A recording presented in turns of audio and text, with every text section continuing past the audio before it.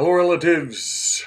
Welcome to this week's Schlagbite for the week January 17th, 2011, entitled Golden Wedding. My wife and I treated ours to a 50th wedding anniversary gift with a trip to Southeast Asia. So we went to Cambodia, Vietnam, and got back just 2 days before the December 26th anniversary date. Our daughters planned a surprise party.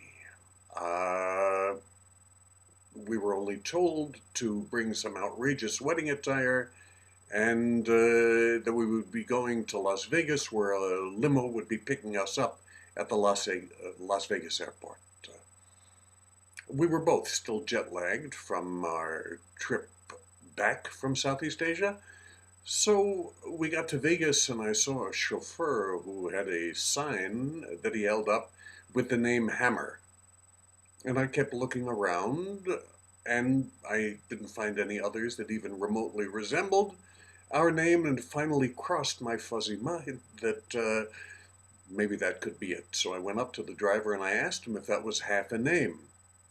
And he laughed and said, "Yeah, it just didn't quite fit." And I said it was no problem because I've never really quite fit in anything.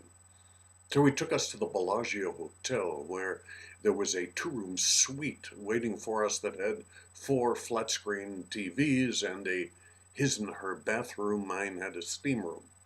And I thought I wouldn't have to leave this room for the next 3 days to have a good time.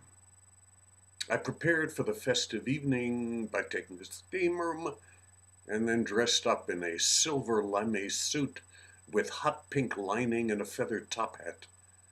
Elaine wore her daughter's wedding gown with a 3-foot train and carried a bouquet of artificial white roses. My daughters and granddaughter were dressed up as mini-skirted vamps, and my son as a dark-glassed mafioso security team. So we first gathered in the suite and drank some champagne and looked at a nostalgic photographic trip down memory lane.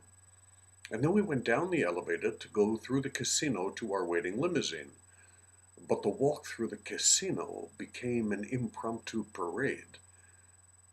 One son walked ahead, whispering into the palm of his hand, "The eagle has landed." Repeat, "The eagle has landed, and we are moving toward the front door."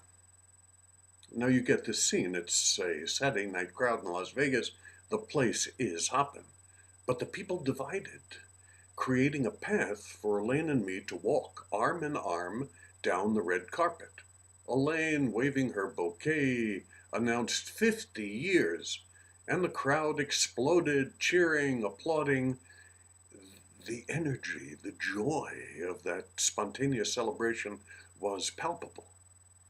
And people surrounded us in the lobby wanting their pictures taken with us, and then we were cheered into the waiting limo, which took us to the "Welcome to Las Vegas" sign for a photo op with a crooning Elvis. And then the parade moved to the little white wedding chapel and tunnel of love, where Pastor Bill renewed our wedding vows. Elaine and I sat in the back of a vintage pink and white Cadillac convertible with our 2-year-old grandson at the wheel. It was one of those I could die happily in this moments. And then to an exquisite dinner at a shishi restaurant 32 stories above the strip, and ended up in a disco bar just as the music was starting to crank up.